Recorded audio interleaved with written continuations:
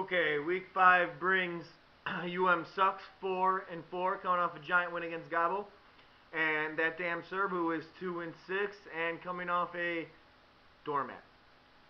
Yeah. Sucks just traded away her best receiver because he was on a bye week, so that she could make sure to beat the worst team in the league. If you need to trade away one guy to get two pieces of trash to beat the number one guy or the worst guy in the league, you might have more problems than just getting to 5-4. Just saying. Just saying. Like I say, I hope it works out. I really truly do. But it might work out this week, make you 5-4. But what if you even make it to the playoffs? What if you make it to the playoffs? Nothing.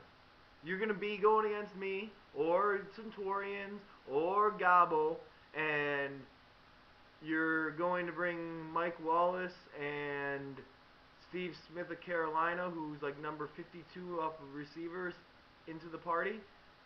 Whoever's number 1 seed, if you're the number 4 seed, is going to have a bye week. And you're giving away a keeper for 2 people who aren't keepers. I don't know. Like I said, I hope it works out for you. I know the moves, but there's plenty of people on free agency that you could have picked up that wouldn't have been, at least for the one matchup, that could have been the same exact, if not more, than what you just picked up to give away your number 1 receiver. Said my piece. That's it. Hopefully it turns out for you. I don't think it will. I think it's going to definitely hurt you. If not in this week, it's going to hurt you over the long run. Especially when you could have got some other people from him that would actually have helped you in the long run. For instance, the guy from Buffalo. I mean, if you're going to give away the number 1 receiver, you might as well get Roddy White out of it, right? But anyhow, I digress. Let's get into your matchup against that damn Serb. ESPN has Sucks favored by 6 points, 95-88.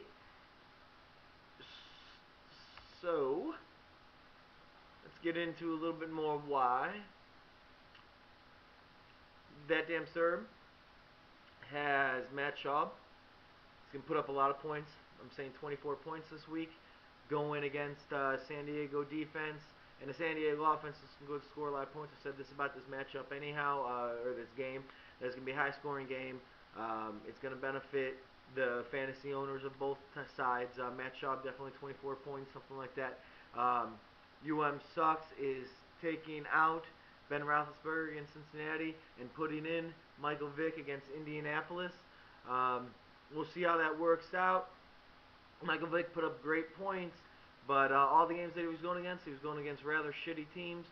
Indy is not one of the shittier teams, and if Indy jumps out to a lead and Michael Vick has to just throw, I think you're going to be in a little bit of trouble. But Michael Vick definitely has the chances of going plus 20 on you easily, or plus 30. So, but I'm going to actually say about 16 points for Michael Vick this week. If you look at Sucks running backs, Ryan Matthews, Javid Best, and then her flex in Miles Austin. It's definitely a very solid 3. Ryan Matthews getting a little bit more carries lately with all those injuries. Still not he's the feature back, but still the Sproles had a great game last game. Matthews kind of gets bogged down, but if he's going to score, it's going to be against Houston. So give me about 12 points for Ryan Matthews this week. Javid Best. Unfortunately, Javid Best is going against the Jets this week. We'll see how he does.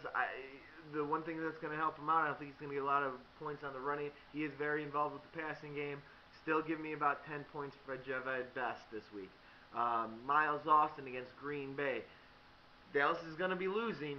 So, and Kitna, like I said before, Miles Austin, I think his stock goes up with Kitna, which it kind of showed last week. Give me about 19 points for Miles Austin this week. And you guys know I'm not a giant fan of Miles Austin either.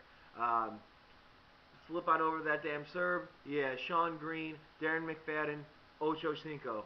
Well, 2 out of 3 have been flops this year. McFadden has been a stud, but he's going against a hard Kansas City defense. Give me 12 points for Darren McFadden. Sean Green against Detroit. Danian is going to have a good game, so Sean Green is going to be on the bench most of the time. Give me only 5 points for Sean Green. Ocho Cinco against Pittsburgh. He hasn't done shit all year. You think he's going to start in Pittsburgh? It's not going to happen. Give me 4 points for Ocho Cinco. Receivers. That damn serve having Brandon Marshall, Braylon Edwards. Brandon Marshall against Baltimore. Again, another good player against a good defense. Brandon Marshall, give me only about 8 points for Brandon Marshall. Braylon Edwards against Detroit. Now here, I think is actually going to be a little bit of an explosion. Give me 17 points for Braylon Edwards this week. And I'm not a fan of him, but I just see him having a good week. On the other side of Sucks, we have newly acquired Mike Wallace and newly acquired Steve Smith. Steve Smith going against New Orleans. Give me about 6 points for him. Mike Wallace against Cincinnati. Give me about 6, 7 points for him. So 13 points combined for the newly acquired two. Mike Wallace, I know he's a burner, but Cincinnati doesn't usually give up a lot of the deep plays. We'll look at tight ends. Visanthe Shiancoe. Oh my God, he's actually starting Visanthe Shiancoe.